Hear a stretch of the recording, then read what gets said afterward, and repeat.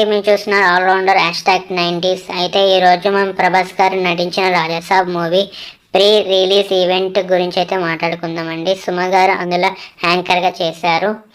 కావచ్చు pre release event గురించి మాట్లాడుకోవడం. ఏ మూవీకి అయితే ప్రీ రిలీజ్ ఈవెంట్ గురించి అయితే ఏ యూట్యూబ్లో అయితే రాలేదని నేను అనుకుంటున్నాను. ఒకవేళ ఎవరైనా చేసినట్టయితే కామెంట్ బాక్స్లో కామెంట్ చేయరా ప్లీజ్. ఈ ఈవెంట్లో ప్రభాస్ గారు నటించిన రాజాసాబ్ మూవీ ట్రైలర్ అయితే చూపించడం జరిగిందండి. ప్రభాస్ గారి కామెడీ టైమింగ్ అయితే చాలా బాగుందండి, వర్కౌట్ అయిందని చెప్పాలి ఈ మూవీలో. అలాగనే ఈ మూవీలో ప్రభాస్ గారి లుక్ మాత్రం చాలా బాగుందండి.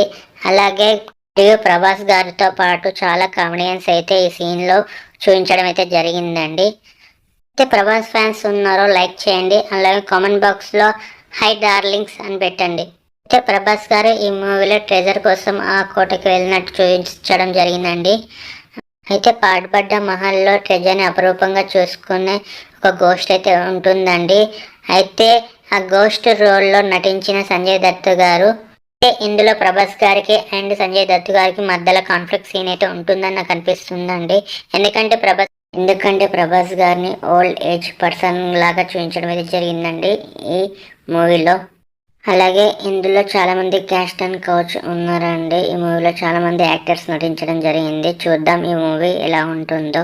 అయితే ఇందులో మారుతి దాసరి గారు ప్రభాస్ గారిని వింటేజ్ లుక్ లో చూపించడం జరిగిందండి. అయితే ఇందులో మ్యూజిక్ ఇచ్చింది తమన్ గారండి. మనకు ఆల్రెడీ తెలిసిందే అఖండ సినిమాల్లో బీజిఎం ఎలా ఇచ్చారో.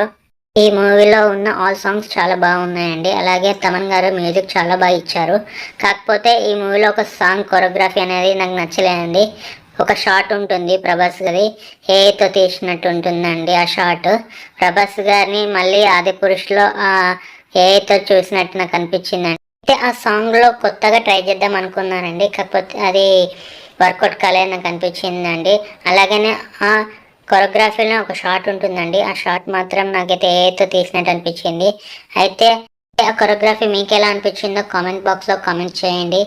అలాగే ఈ ఫుల్ వీడియో చూసినట్టయితే లైక్ చేయండి, షేర్ చేయండి, కామెంట్ చేయండి.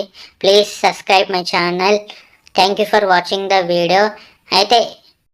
అయితే ఈ మూవీ January 9th, 2026 థియేటర్లకి రాబోతుంది.